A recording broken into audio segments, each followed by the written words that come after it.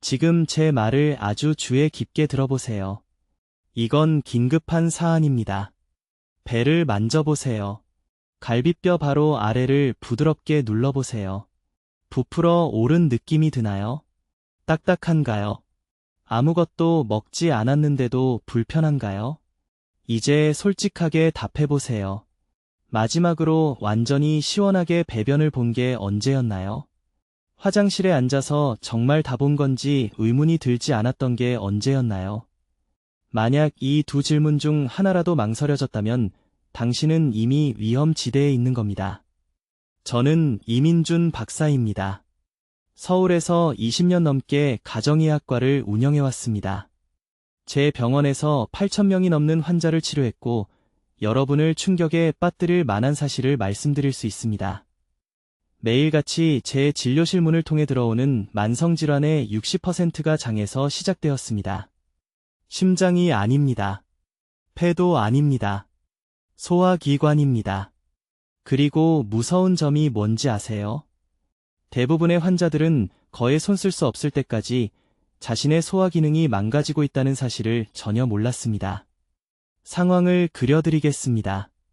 아침 6시입니다. 8시간을 잤는데도 피곤한 상태로 일어납니다.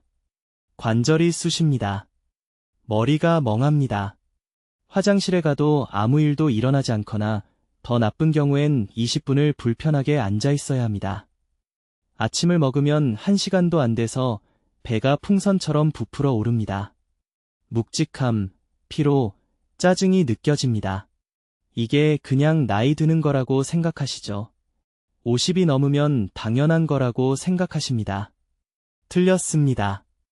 이건 당신의 몸이 소화 시스템이 무너지고 있다고 비명을 지르는 겁니다. 아무도 알려주지 않는 사실이 있습니다. 질병과 싸우고 심장을 튼튼하게 유지하고 뼈가 약해지는 걸 막고 뇌가 퇴화하는 걸 막기 위해 몸이 필요로 하는 모든 영양소는 장벽을 통과해야 합니다. 만약 그 벽이 손상되었다면, 소화 효소가 고갈되었다면, 장 내벽에 염증이 생기고 새고 있다면 뭘 먹든 상관없습니다. 체중은 늘어나는데 세포 수준에서는 굶주리고 있는 겁니다. 그리고 이것이 악몽 같은 시나리오로 이어집니다. 절대 되지 않겠다고 다짐했던 그 짐이 됩니다. 자식들이 화장실 가는 것까지 도와줘야 합니다. 여행을 갈 수 없습니다. 손주들과 놀아줄 수도 없습니다. 화장실에서 너무 멀리 떨어지는 게 두려워서요. 장이 당을 제대로 처리하지 못해서 당뇨병이 생깁니다. 장에서 새어나온 독소로 간이 과부하되어 콜레스테롤이 치솟습니다. 10가지 약을 먹어도 근본 원인은 전혀 해결되지 않습니다.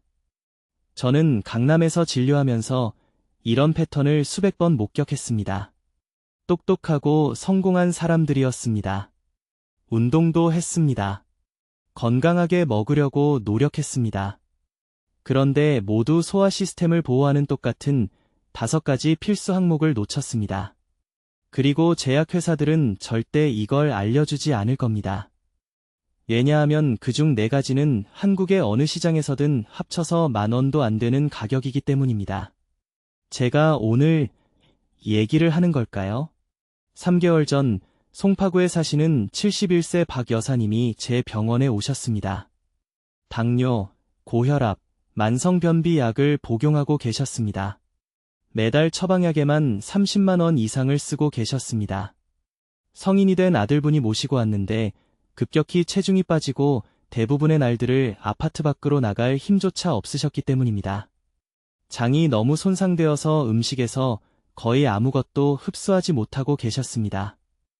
제가 오늘 여러분과 공유할 5가지 항목 프로토콜을 적용했습니다. 72시간 만에 배변이 정상화되었습니다. 3주 만에 기력이 돌아왔습니다.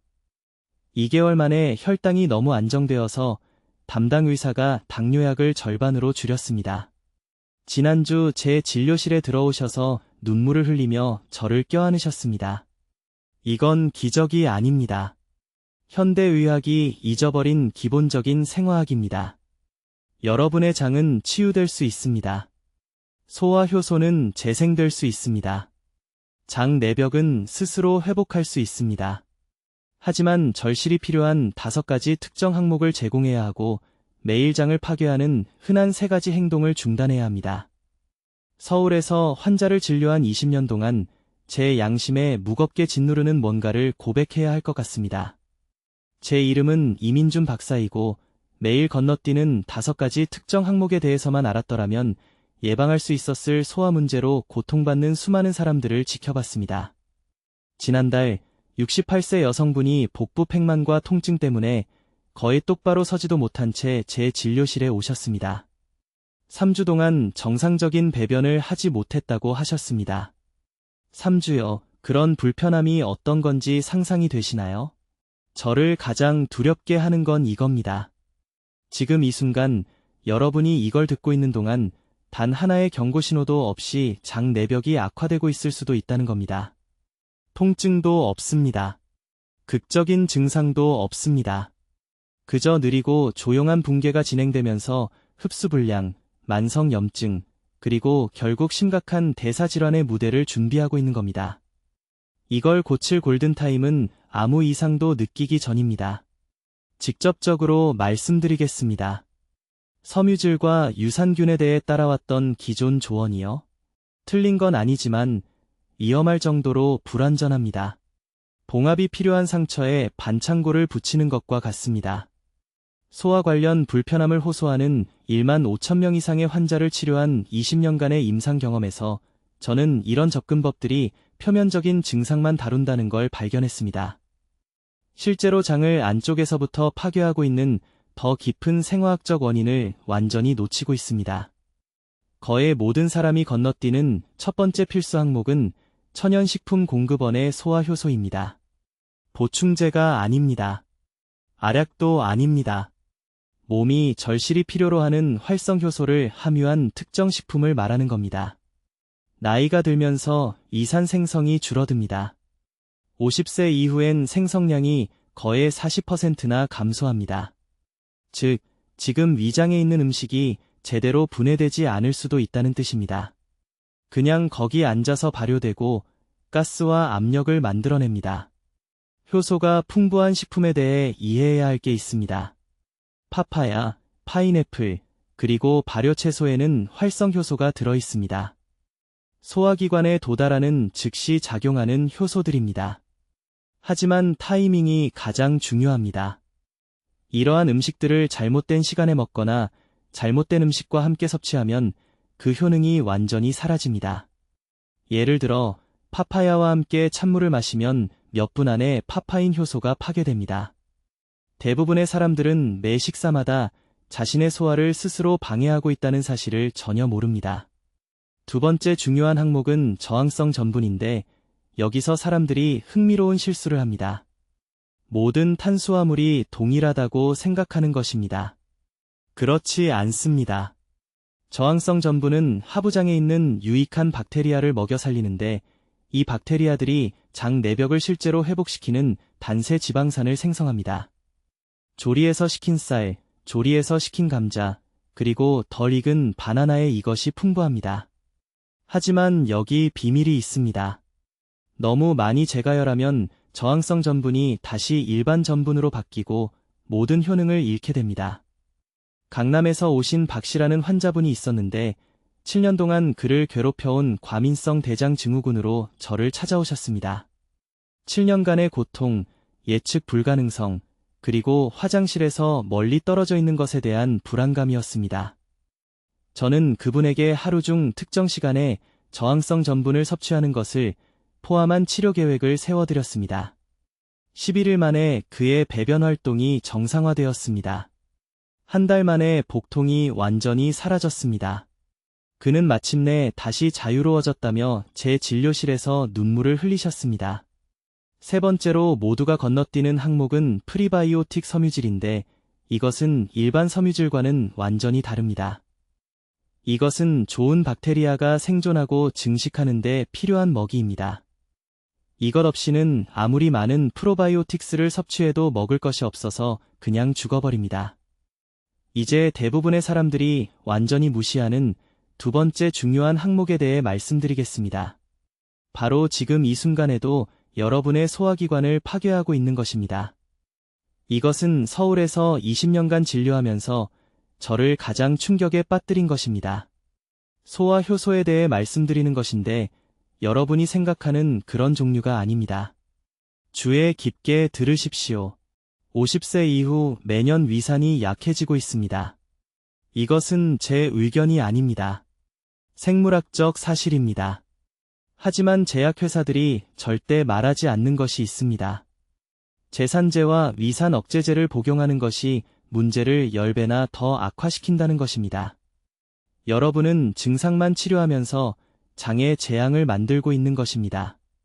간단히 설명하겠습니다. 위는 단백질을 분해하기 위해 강한 산이 필요합니다.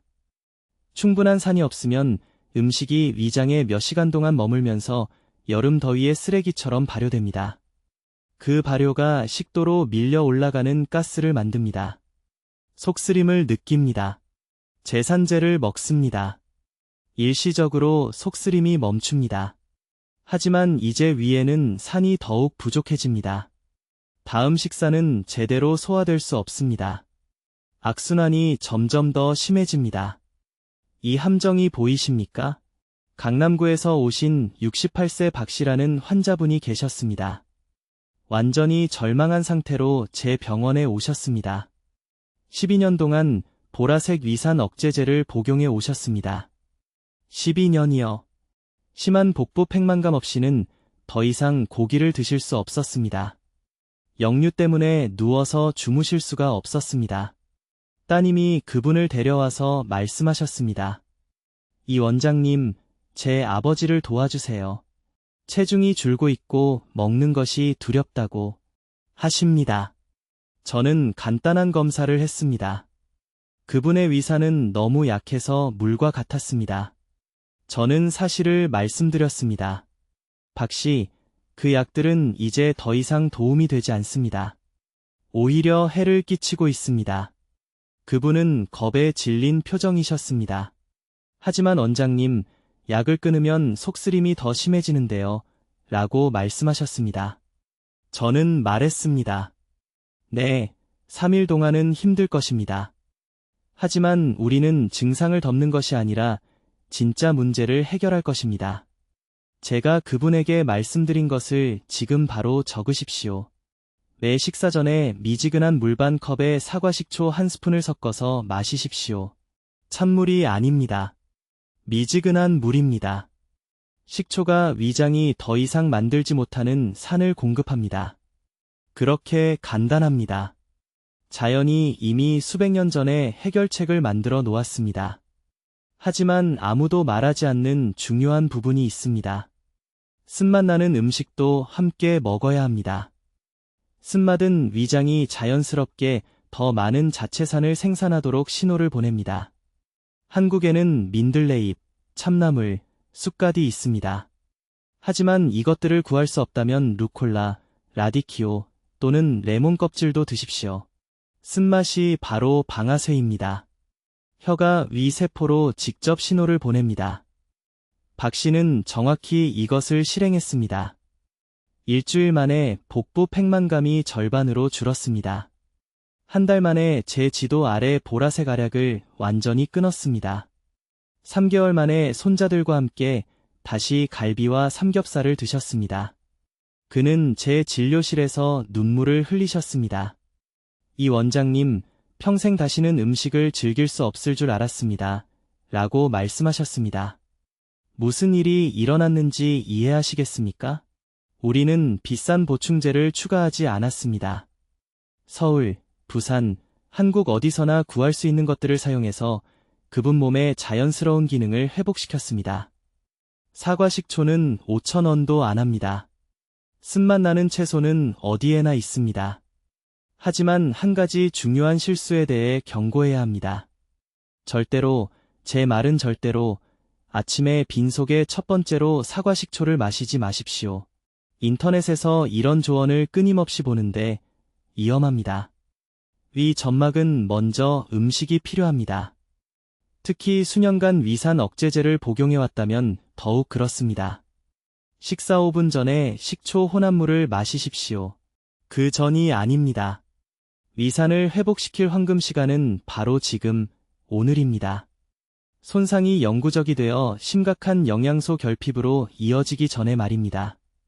위산이 낮으면 비타민 B12, 철분, 칼슘, 마그네슘을 제대로 흡수할 수 없습니다. 이것은 빈혈, 골 손실, 근육 약화로 이어집니다. 문제들이 도미노처럼 연쇄적으로 발생합니다. 이제 제 환자 대부분이 완전히 무시하는 세 번째 필수 소화 항목에 대해 말씀드리겠습니다. 이것은 여러분을 놀라게 할 것입니다. 서울에 있는 제 병원에서 만성 소화 문제를 가진 5,000건 이상의 사례를 치료한 후에 저는 이 단일 영양소 결핍이 다른 어떤 것보다 더 많은 복부팽만, 변비, 장염증을 일으킨다고 확신을 가지고 말씀드릴 수 있습니다. 그러나 50세 이상 한국인의 92%가 이것을 충분히 섭취하지 못하고 있습니다. 저는 마그네슘에 대해 말하고 있는 것입니다. 아무 마그네슘이나가 아니라 장 근육이 제대로 기능하기 위해 절실히 필요로 하는 특정한 흡수 가능한 형태의 마그네슘입니다. 제가 지금부터 말씀드릴 내용은 소화 건강에 대해 여러분이 들어온 모든 것과 상반되기 때문에 주의 깊게 들어주시기 바랍니다. 여러분의 장은 평활근 조직으로 둘러싸여 있습니다. 이 근육들은 파도 같은 움직임으로 수축하여 음식을 소화관을 통해 밀어냅니다. 이 과정을 연동 운동이라고 합니다. 충분한 마그네슘 없이는 이 근육들이 제대로 수축할 수 없습니다. 그 결과는 음식이 장에서 필요한 것보다 몇 시간 더 오래 머물면서 발효되고 가스를 만들며 유해한 박테리아가 증식하게 됩니다. 이것이 매일 오후마다 느끼는 불편한 복부 팽만의 진짜 원인입니다. 하지만 더 위험한 것은 이것입니다. 음식이 장을 너무 천천히 통과하면 배출되어야 할 독소들이 혈류로 다시 재흡수됩니다. 간은 이러한 독소들을 걸러내려고 과부하가 걸립니다. 수개월, 수년에 걸쳐 이 만성적인 독소 부담은 피로, 집중력 저하로 이어지고 결국 심각한 대사질환으로 이어집니다. 3년 전 강남에 있는 제 병원에 오신 68세 박 여사에 대해 말씀드리겠습니다. 그녀는 10년 넘게 심한 변비로 고생했습니다. 4에서 5일에 한 번씩만 배변을 할 수 있었습니다. 그녀는 모든 것을 시도했습니다. 섬유질 보충제, 유산균 음료, 변비약, 며칠 이상 효과가 있는 것은 아무것도 없었습니다. 그녀는 비참했고 희망을 잃어가고 있었습니다. 저는 그녀의 혈액으로 종합 미네랄 검사를 실시했습니다.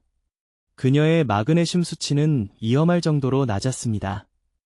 저는 그녀에게 마그네슘 글리시네이트의 특정 프로토콜을 처방했습니다. 매일 저녁 자기 전에 따뜻한 물과 함께 300mg을 복용하는 것이었습니다. 단 5일 만에 그녀는 다시 정상적인 배변을 하게 되었습니다. 3주 만에 복부 팽만이 완전히 사라졌습니다. 그녀는 20년은 젊어진 것 같다고 말했습니다. 왜 특별히 마그네슘 글리시네이트일까요? 시중에 나와 있는 대부분의 마그네슘 보충제는 산화마그네슘이나 구연 산마그네슘이기 때문입니다. 이러한 형태는 장에서 흡수가 잘 되지 않습니다. 산화마그네슘의 경우 신체가 약 4%만 흡수합니다. 나머지는 그대로 통과하며 종종 설사를 유발합니다. 반면에 마그네슘 글리시네이트는 아미노산인 글리신과 킬레이트되어 있어 장세포가 최대 80%까지 흡수할 수 있게 해줍니다. 정확히 무엇을 해야 하는지 말씀드리겠습니다. 매일 300mg의 마그네슘 글리시네이트가 필요합니다. 저녁에 자기 30분 전에 복용하세요. 왜 저녁일까요? 마그네슘은 신경계를 이완시켜 더 깊은 수면을 촉진하기 때문입니다. 그리고 깊은 수면 중에 장 내벽이 스스로 회복됩니다. 서울, 부산 또는 주요 도시의 어느 약국에서나 마그네슘 글리시네이트를 구할 수 있습니다. 한 달에 15,000원도 안 됩니다. 커피 2잔 값보다 적습니다. 하지만 소화 건강에 미치는 영향은 수백만 원의 가치가 있습니다. 이제 중요한 것에 대해 경고하겠습니다. 칼슘 보충제와 함께 마그네슘을 복용하지 마세요. 칼슘과 마그네슘은 장에서 흡수를 놓고 경쟁합니다. 함께 복용하면 둘 다 거의 흡수되지 않습니다. 칼슘은 아침에, 마그네슘은 저녁에 복용하세요. 항상 최소 8시간 간격을 두세요. 또한 심장질환이나 혈압에 대한 처방약을 복용 중이라면 마그네슘 보충을 시작하기 전에 반드시 의사와 상담해야 합니다. 마그네슘은 특정 약물과 상호작용할 수 있습니다. 하지만 대부분의 50세 이상 분들에게 이 단일 보충제는 일주일 안에 소화 건강을 변화시킬 것입니다. 배변이 규칙적으로 될 것입니다. 복부 팽만이 사라질 것입니다. 에너지 수준이 극적으로 증가할 것입니다. 이것은 기적이 아닙니다. 현대의학이 어쩐 일인지 가르치는 것을 잊어버린 기본적인 생화학입니다. 이제 제 환자들 대부분이 완전히 무시하는 네 번째 필수 항목에 대해 말씀드리겠습니다. 이것은 여러분을 놀라게 할 수도 있습니다. 이것은 모든 것을 하나로 묶는 항목입니다. 이거 없이는 제가 앞서 언급한 세 가지 항목이 아마도 30% 효과로만 작동하고 있을 것입니다. 이 네 번째 항목과 함께라면 그것들의 완전한 잠재력을 발휘할 수 있습니다. 저는 생양배추에 대해 말하고 있습니다. 네, 정확히 들으셨습니다. 생양배추입니다. 이것이 너무 간단하다고 생각하기 전에 제가 설명하려는 것을 주의 깊게 들어주세요. 강남에 있는 제 병원에서 15년 넘게 만성 복부 팽만으로 고생한 68세 박 여사가 저를 찾아왔습니다. 그녀는 시중에 나와 있는 모든 유산균 보충제를 시도했습니다. 비싼 콤부차 음료를 마셨습니다. 전체 소화 시스템을 재설정하겠다고 약속하는 해독 클렌즈에 돈을 지불하기도 했습니다. 아무것도 효과가 없었습니다. 오후가 되면 그녀의 배가 너무 부풀어 올라 허리띠를 2칸 더 풀어야 했습니다. 저녁에 친구들을 만나는 것이 부끄러웠습니다. 언제 복부 팽만이 찾아올지 몰라 사교 모임을 피했습니다. 그녀의 식단 일기를 검토했을 때 저는 즉시 뭔가를 알아차렸습니다. 발효식품을 섭취하고 있었습니다. 맞습니다. 섬유질 보충제를 복용하고 있었습니다. 맞습니다. 하지만 생십자화과 채소 섭취는 전혀 없었습니다. 전혀. 그녀의 장은 일꾼은 있지만 가공할 원재료가 없는 공장과 같았습니다. 그녀가 삼키고 있던 유익한 박테리아는 장 내벽을 치유하는데 필요한 특정 효소를 생산할 먹이가 없었습니다. 대부분의 사람들이 양배추에 대해 이해하지 못하는 것이 여기 있습니다. 양배추를 조리하면 비타민 U라고도 알려진 S메딜메티오닌이라는 화합물이 파괴됩니다. 이 화합물은 서울대학교병원에서 광범위하게 연구되었으며 연구 결과는 명확합니다. 비타민 U는 이 내벽과 소장의 미란을 직접적으로 회복시킵니다. 산 손상으로부터 장벽을 보호하는 점액 생산을 자극합니다. 하지만 열을 가하는 순간 이 화합물은 완전히 분해됩니다. 익힌 양배추는 그냥 섬유질입니다. 생양배추는 약입니다. 저는 박 여사에게 매우 구체적인 것을 하라고 말했습니다. 매일 아침 첫 식사 전에 정확히 한 컵의 잘게 채 썬 생양배추를 섭취해야 했습니다. 드레싱을 곁들인 샐러드로가 아닙니다. 그것도 아니고 다른 채소와 섞지 마세요. 그냥 생양배추만 입에서 거의 액체가 될 때까지 철저히 씹으세요. 씹는 것이 중요합니다. 그래야 식물 세포에서 효소가 나오거든요. 큰 덩어리로 삼키면 효과의 절반을 놓치는 겁니다. 열흘 만에 박 여사님이 제 병원에 전화하셨어요. 간호사에게 뭔가 잘못된 것 같다고 하셨대요. 배에 가스 차는 증상이 완전히 사라졌거든요. 갑자기 상태가 악화돼서 이장이 아예 기능을 포기한 게 아닌가 걱정하셨던 거예요. 제가 설명해드렸죠. 아니라고요.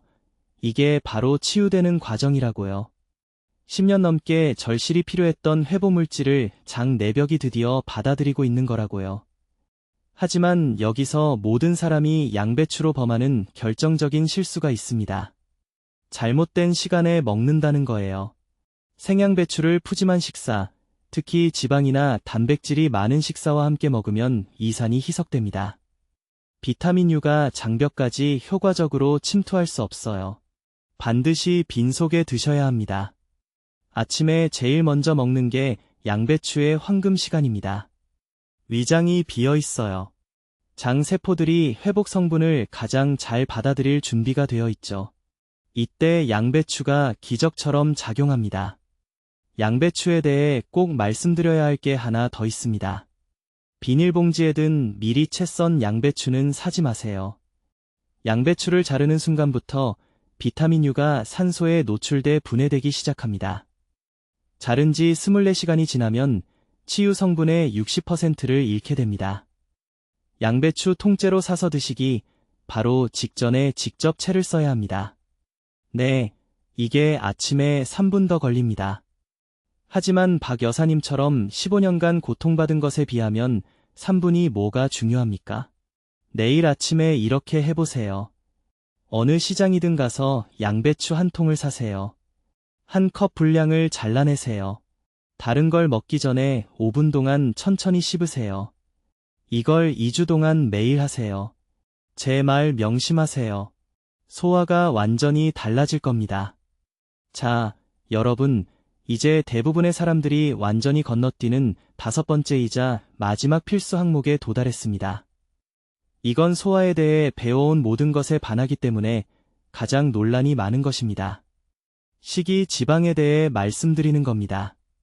네, 제대로 들으셨습니다.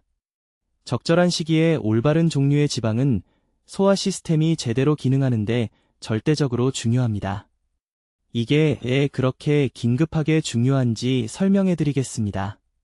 담낭과 간은 담즙을 생성하는데 이게 저장되었다가 특별히 지방을 분해하기 위해 분비됩니다. 건강하다고 생각하며 지방을 완전히 피하면 담즙이 끈적끈적하고 정체됩니다. 오래 갈지 않은 낡은 엔진오일처럼 담낭에 고여있게 돼요. 이게 담석, 영양소 흡수 불량, 만성 변비로 이어집니다. 식단에 적절한 지방이 없으면 몸이 비타민 A, D, E, K를 흡수할 수 없습니다. 이것들은 지용성 비타민이에요.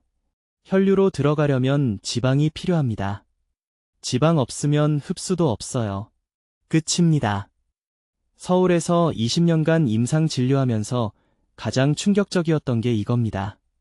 환자들이 만성 복부팽만, 건조한 피부, 부서지기 쉬운 머리카락, 지속적인 피로를 호소하며 저한테 왔어요. 식단을 검토해보니 거의 모든 분이 지방을 완전히 제거했더군요. 흰밥, 찐 채소, 삶은 닭가슴살만 먹고 있었어요. 자신들이 아주 건강하게 먹고 있다고 생각했던 거죠. 대신 소화 시스템이 완전히 멈춰버렸습니다. 특히 기억나는 환자분이 있습니다. 강남에 사시는 58세 박 여사님이요. 2년 넘게 심한 변비로 고생하고 계셨어요. 5일이나 6일에 한 번씩만 화장실에 가셨대요. 시중에 나온 모든 섬유질 보충제를 시도했어요. 매일 물을 리터 단위로 마셨고요. 아무것도 효과가 없었습니다. 식단 일기를 검토했을 때 하루에 지방을 10g도 안 되게 먹고 계시더라고요. 담낭이 사실상 기능을 멈춘 상태였어요. 담즙이 너무 농축돼서 제대로 흐를 수가 없었던 겁니다. 아주 구체적인 처방을 내렸습니다. 매일 아침 식사와 함께 엑스트라 버진 올리브유 정확히 한 숟가락을 음식에 섞어 먹어야 했어요. 점심에는 아보카도 반 개나 생견과류 한 줌을 먹어야 했고요. 저녁에는 참기름이나 들기름 한 숟가락에 채소를 요리해야 했습니다. 72시간 만에 배변 활동이 정상화됐어요. 2주 만에 기력이 돌아왔고요. 한 달 만에 피부가 맑아지고 머리카락이 빠지지 않게 됐습니다. 지방의 종류가 엄청나게 중요합니다. 아무 지방이나 먹고 결과를 기대할 수는 없어요. 소화를 망치는 최악의 지방 5가지는 경화유, 부분경화 식물성 기름, 재사용한 기름에 튀긴 음식, 마가린, 트랜스 지방이 들어간 가공 제과류입니다. 이런 지방들은 장 내벽에 염증을 일으킵니다. 장내 세균의 미묘한 균형을 손상시켜요. 전체 소화관을 느리게 만듭니다. 소화에 가장 좋은 지방 5가지는 엑스트라 버진 올리브유, 아보카도, 아몬드와 호두 같은 생견과류, 고등어와 연어 같은 지방이 많은 생선, 참기름입니다. 이런 지방들은 항염증 작용을 해요. 건강한 담즙 흐름을 자극합니다. 장벽의 윤활유 역할을 해서 음식이 시스템을 통해 부드럽게 이동하게 해요. 장에 있는 유익균에 영양을 공급합니다. 서울에 있는 제 병원의 모든 환자분들께 드리는 정확한 시간 지침이 있습니다. 아침에 일어나서 30분 이내에 올리브유 한 숟가락을 직접 먹거나 레몬을 넣은 따뜻한 물에 섞어 드세요. 이게 담낭에 담즙을 분비하라는 신호를 보내고 하루를 위해 전체 소화 시스템을 준비시킵니다. 매 식사마다 엄지손가락 크기만큼의 건강한 지방을 포함하세요. 아보카도 반개, 아몬드 10개, 요리에 사용한 기름 한 숟가락이 될 수 있어요.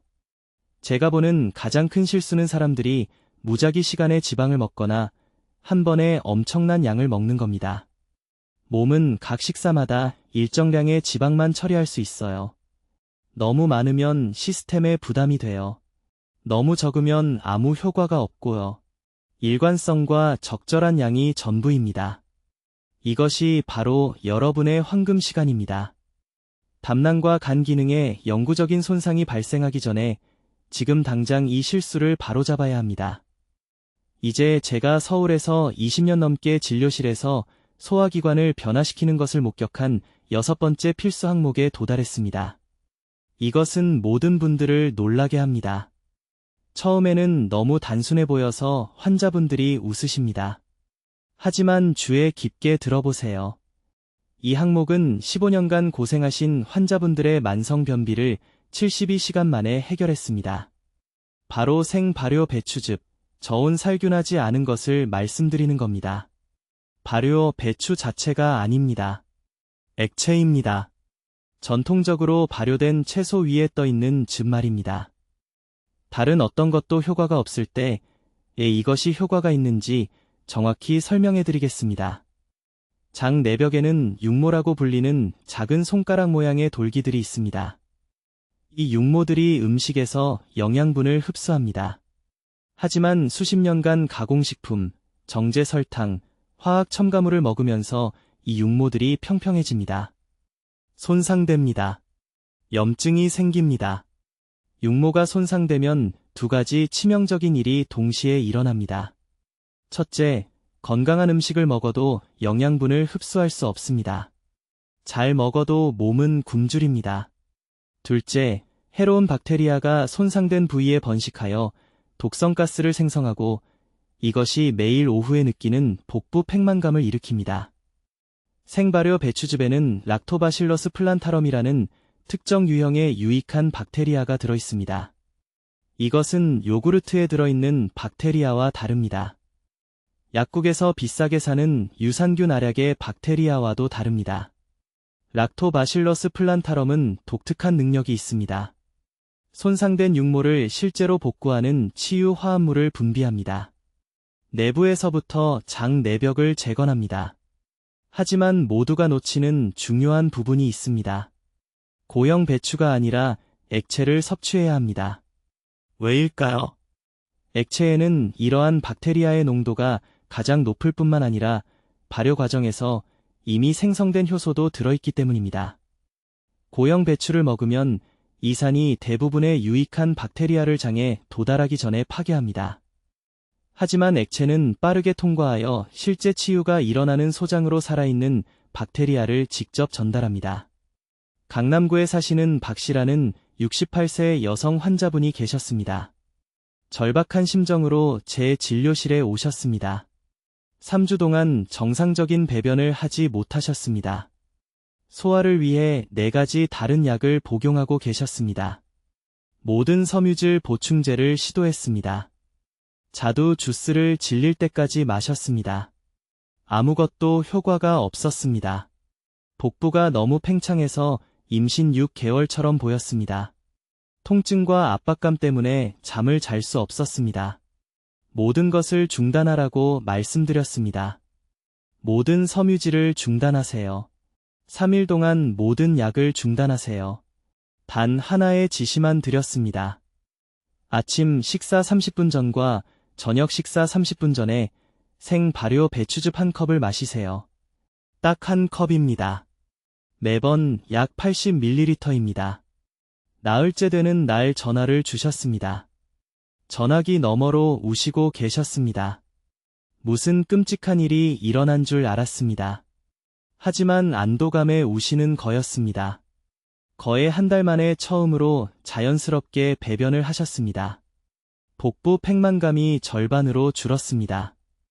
2주가 끝날 무렵 소화가 완전히 정상으로 돌아왔습니다. 4가지 약을 모두 버리셨습니다.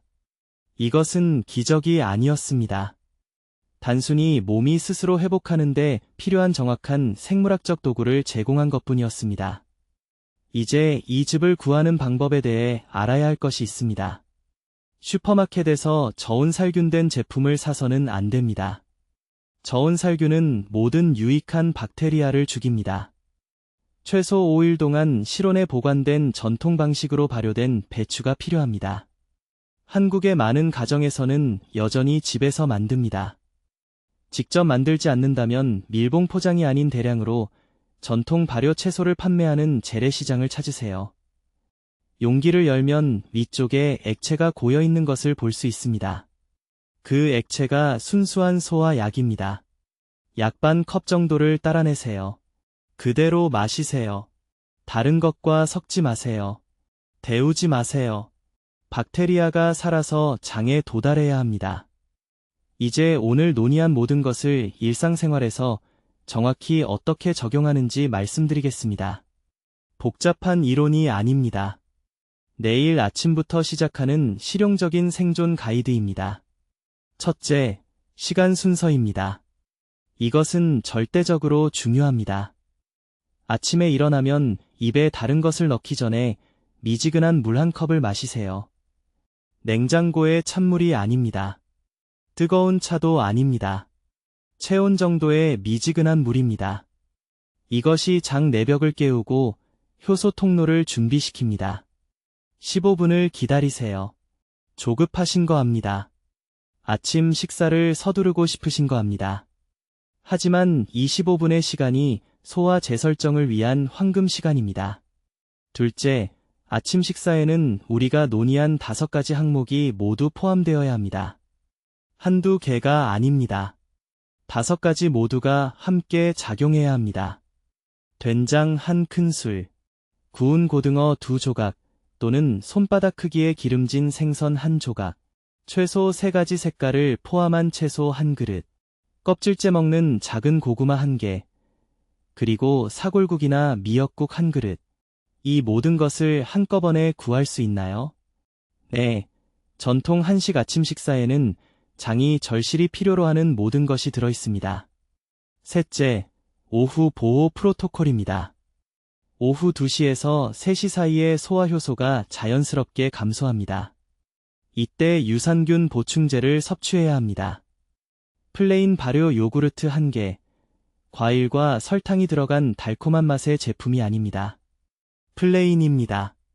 유제품을 견딜 수 없다면 김치나 다른 발효 채소 1인분을 드세요.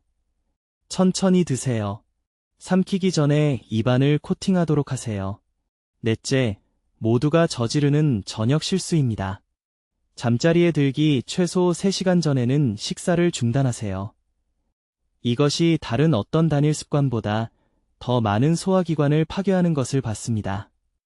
음식이 아직 위장에 있는 상태로 누우면 산이 역류하고 효소가 제대로 작동할 수 없으며 장벽에 염증이 쌓이기 시작합니다.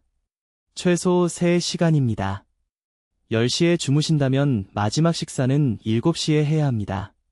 다섯째, 주간 재설정 날입니다. 일주일에 한 번은 소화기관에 완전한 휴식을 주세요. 그날은 부드럽고 소화가 잘 되는 음식만 드세요. 죽, 찐 채소, 맑은 국, 고기는 안 됩니다. 튀긴 음식도 안 됩니다. 많은 효소 작용이 필요한 생채소도 안 됩니다. 이날을 장의 휴식과 회복의 날로 생각하세요. 자, 이제 이것들을 즉시 적으세요. 냉장고에 붙이세요. 시간 맞춰 먹을 수 있게 휴대전화에 알람을 설정하세요. 이것은 최소한 72시간 동안 매일 정확한 순서대로 따라야만 효과가 있습니다. 그것이 장 운동성을 재설정하고 장 내벽 회복을 시작하는데 필요한 최소 시간입니다. 저는 서울에서의 20년 임상 경험에서 얻은 모든 것을 드렸습니다. 저는 제 병원에서 환자들에게 이 정확한 처방으로 수십만 원을 받아왔습니다. 제가 지금 이것을 드리는 이유는 모든 사람이 소화기 고통 없이 살 자격이 있다고 믿기 때문입니다. 이 정보가 사라지게 두지 마세요. 이 영상을 닫는 순간 일상이 여러분을 산만하게 만듭니다. 책임들이 쌓입니다. 잊어버립니다. 그러다 6개월 후에 다시 병실에서 장에 대한 나쁜 소식을 듣게 됩니다. 지금 당장 가족들과 이 영상을 공유하세요. 배우자에게 보내세요. 자녀들에게 보내세요. 신살이 넘은 모든 친구들에게 보내세요. 누군가를 만성질환에서 구할 수 있습니다. 댓글에 적어주세요. 내일부터 내 소화기를 지키겠습니다. 이것은 저에게가 아닌 여러분 자신에게 하는 약속입니다. 여러분이 건강해야 하는 가족에게 하는 약속입니다. 저는 이민준 박사입니다. 저는 20년 동안 한국 환자들의 소화기를 연구해왔습니다. 오늘 제가 나눈 모든 것이 효과가 있습니다. 이제 여러분이 실천해야 합니다. 여러분의 건강은 여러분 손에 달려 있습니다. 현명하게 선택하세요. 내일 시작하세요. 댓글로 알려주세요. 이민준 박사의 5가지 소화 아이템 중 무엇부터 시작하실 건가요? 그리고 언제 드실 건가요? 여러분의 계획이 궁금합니다. 계속해서 중요한 건강 지식을 나눌 수 있도록 구독해주시고 소화기 문제로 힘들어하는 친구들과 가족들에게 이 영상을 공유해주세요. 그들이 이야기를 들어야 합니다. 듣기만 해도 현명해지는 저희 채널을 시청해주셔서 감사합니다.